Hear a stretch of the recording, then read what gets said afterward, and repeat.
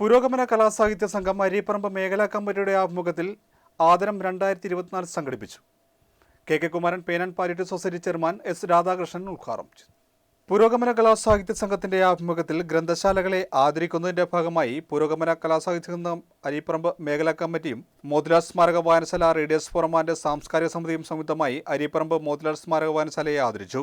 അതോടൊപ്പം ചേർത്തല തെക്ക് government higher secondary school ഒരുക്കിയ നിരവധി പുരസ്കാരങ്ങൾ ഏറ്റുവാങ്ങിയ പാഷാണത്തിൽ കൃമികൾ എന്ന നാടകത്തിന് നേതൃത്വം കൊടുത്ത മീര ടീച്ചറെയും അഭിനേതാക്കളെയും ആദരിച്ചു. ജില്ലയിലെ മികച്ച NSS പ്രോഗ്രാം ഓഫീസറായി തിരഞ്ഞെടുക്കപ്പെട്ട അനുമോൾ ലവിയെയും സബ് ജില്ലാ സ്കൂൾ കലോത്സവത്തിൽ മികച്ച നടനായി തിരഞ്ഞെടുക്കപ്പെട്ട മാസ്റ്റർ സബ്ദർ ആഷ്മിനെയും ജില്ലാതലത്തിൽ മികച്ച നടിയായി തിരഞ്ഞെടുക്കപ്പെട്ട മീനാക്ഷി ഉല്ലാസിനെയും ചടങ്ങിൽ അനുമോദിച്ചു. സമ്മേളനത്തിൽ പുരോഗമന കലാസാഹിത്യ സംഘം അരീപ്പറമ്പ് മേഖലാ പ്രസിഡന്റ് മനോജ് ആർ ചന്ദ്രൻ അധ്യക്ഷത വഹിച്ചു. സെക്രട്ടറി ഗിരീഷ് മഠത്തിൽ സ്വാഗതം പറഞ്ഞു. പൂക്കാസ ആലപ്പുഴ ജില്ലാ സെക്രട്ടറി വിശ്വൻ പടനിലം മുഖ്യ പ്രഭാഷണം നടത്തി. ചേർത്തല തെക്ക് ഗ്രാമപഞ്ചായത്ത് ആസൂത്രണ സമിതി ഉപാധ്യക്ഷൻ B Salim, PV Santhosh, KP Mohanan, R Sugalal, G Durgadas, KV Sheeba, KR Sheeja, V Saseendran, NK Surendran, Karuva Mohanan, Bobin K Palyath, VR Muraleekrishnan, K Rameshan, D Prakashan, M Rajeev എന്നിവർ പ്രസംഗിച്ചു.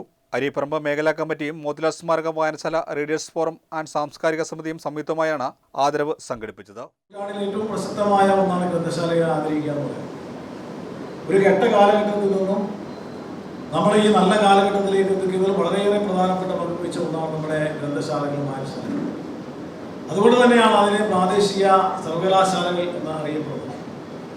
അതുകൊണ്ട് കുട്ടികൾ ഇന്നത്തെ ഇന്റർനെറ്റ് പുതിയ യുഗമാണ്, ഇന്റർനെറ്റ് യുഗമാണ്.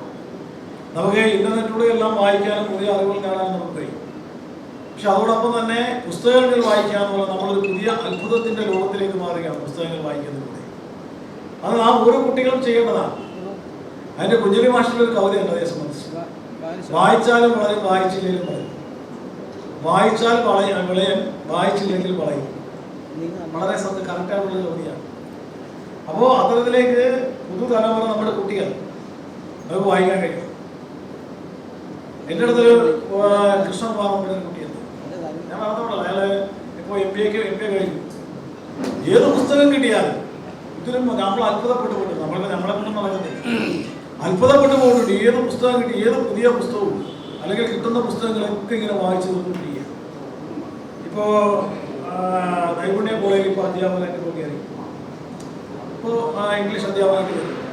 ഒരു അത്ഭുതമാണ്. എന്ന് വെച്ചാൽ ഈ ലോകത്തെ സംബന്ധിച്ച്, ഏത് രാജ്യത്തെ സംബന്ധിച്ചും എന്തിനെ സംബന്ധിച്ച് ചോദിച്ചാലും ഉടനടി മറുപടി.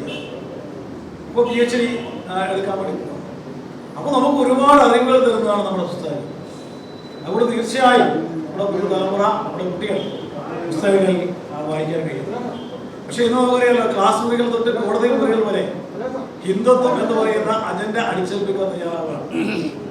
അതാണ് നിങ്ങൾ നാടകത്തിലൂടെ വളരെ പ്രസക്തമായി അവതരിക്കപ്പെട്ടത്.